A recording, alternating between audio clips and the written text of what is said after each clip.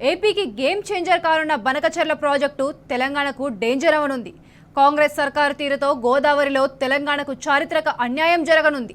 తెలంగాణను ఎండగట్టి గోదావరిని కొల్లగొట్టి 80,000 కోట్లతో నిర్మించబోయే బనకచెర్ల ప్రాజెక్టుకు కేంద్రం గ్రీన్ సిగ్నల్ ఇచ్చింది. మేడిగడ్డపై కాంగ్రెస్ రాజకీయాన్ని అవకాశంగా తీసుకున్న మోడీ బాబులు ఇదే అదనుగా గోదావరి జలాలను తన్నుకుపోయే భారీ కుట్రకు తెరలేపారు. రేవంత్ రెడ్డి కూడా మేడిగడ్డను పునరుద్ధరించకపోవడానికి ఇదే కారణమంటున్నారు విశ్లేషకులు.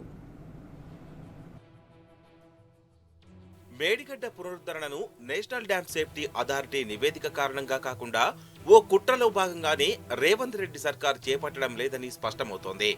గోదావరి కావేరీ అనుసంధానంతో తమిళనాడుకు గోదావరి జలాలను తరలించాలని కొన్నేళ్లుగా ప్రయత్నాలు జరుగుతున్నాయి. ఇప్పుడు ఏపీలో టీడీపీ అధికారంలోకి రావడం మోదీ ప్రభుత్వానికి అస్త్రంగా మారిందనేది రుజువైంది. చంద్రబాబు తిప్పుతున్న చక్రంతో తెలంగాణ ప్రభుత్వం మేడిగడ్డ బరాజును కాలగర్భంలో కలిపే దిశగా అడుగులు వేస్తోంది. కాంగ్రెస్ ప్రభుత్వంలోని పెద్దలెవరూ దీనిపై నోరు విప్పడం లేదు. కానీ ఏపీ సీఎం చంద్రబాబు ఎట్టకేలకు కొండబద్దలు కొట్టారు. ఢిల్లీలో కేంద్ర ప్రభుత్వానికి ప్రతిపాదనలు సమర్పించిన తర్వాత మీడియా ముందుకు వచ్చిన బాబు బనకచెర్ల చెప్పారు.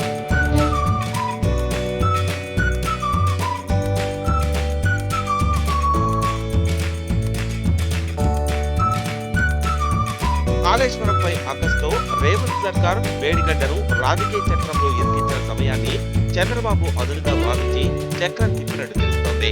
80,000 కోట్లతో బనకచెర్ల ప్రాజెక్టును చేపడుతున్నట్టు తెలిపారు. అందులో భాగంగానే రేవంత్ రెడ్డి మేడిగడ్డ పునరుద్ధరణను అటకెక్కించినట్టు తెలుస్తోంది.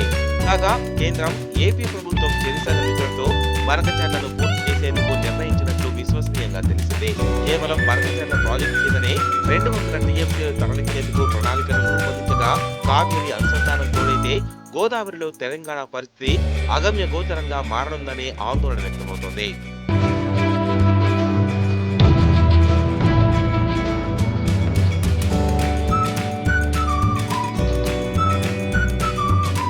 వాస్తవంగా మధ్యావధి ట్రిబ్యునల్ ఉమ్మడి ఏపీకి గోదావరిలో 1,486 టీఎంసీలను కేటాయించింది. అందులో తెలంగాణకు 968 టీఎంసీలు కాగా ఏపీ వాటా 518 టీఎంసీలు. కానీ ఏపీ ప్రభుత్వం ఇప్పటికే తన వాటా పరిమితి మించి 776 టీఎంసీలను వినియోగించుకునేందుకు పలు ప్రాజెక్టుల నిర్మాణం చేపట్టింది. సోమశీల, కండలేరు, ఆమరపల్లి తదితర అనేక రిజర్వాయర్లు సృష్టించింది. పోతిరెడ్డిపాడు ద్వారా ఆయా రిజర్వాయర్లకు కృష్ణా జలాలను ప్రతి ఏటా అక్రమంగా మళ్లిస్తూనే ఉంది. ఇప్పుడు గోదావరి జలాలను కూడా పెన్నా బేసిన్కు తరలించేందుకు ఏపీ వేగంగా పావులు జరుగుతుంది. తెలంగాణకు జీవదాయిని అయిన ప్రాణహిత జలాలను కొల్లగొట్టడమే లింక్ ప్రాజెక్టు అంతిమ లక్ష్యమని సాగునీటి రంగ నిపుణులు చెబుతున్నారు. ప్రాణహితలో సంవత్సరంలో 300 రోజుల పాటు నికర జలాలు అందుబాటులో ఉండడాన్ని ప్రధాన ఆధారంగా చేసుకునే ఈ ప్రాజెక్టును చేపట్టారంటున్నారు.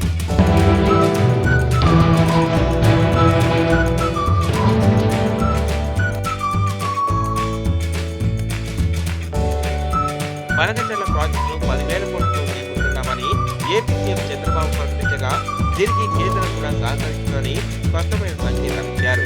ఇప్పటికే ఏపీ పునర్వ్యవస్థీకరణ చట్టం ప్రకారం పోలవరం ప్రాజెక్టుకు జాతీయ హోదా ఇచ్చి సహకరించిన కేంద్రం ఇప్పుడు ఏకంగా 80,000 కోట్లతో బనకచెర్ల ప్రాజెక్టును సైతం పూర్తి స్థాయి చేయూతనివ్వనుంది.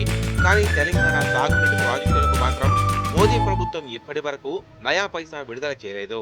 పునర్వ్యవస్థీకరణ చట్టంలో తెలంగాణ సాగునీటి ప్రాజెక్టుకు జాతీయ హోదా ఇవ్వాలని ఉన్నా కేంద్రంలోని బీజేపీ ప్రభుత్వం ఆ ఊసే ఎత్తడం లేదు. రేవంత్ సర్కార్ నిర్లక్ష్యం కారణంగా ఇప్పుడు తెలంగాణ సాగునీటి రంగం కష్టాల్లో పడుతోందని ఇరిగేషన్ నిపుణులు హెచ్చరిస్తున్నారు.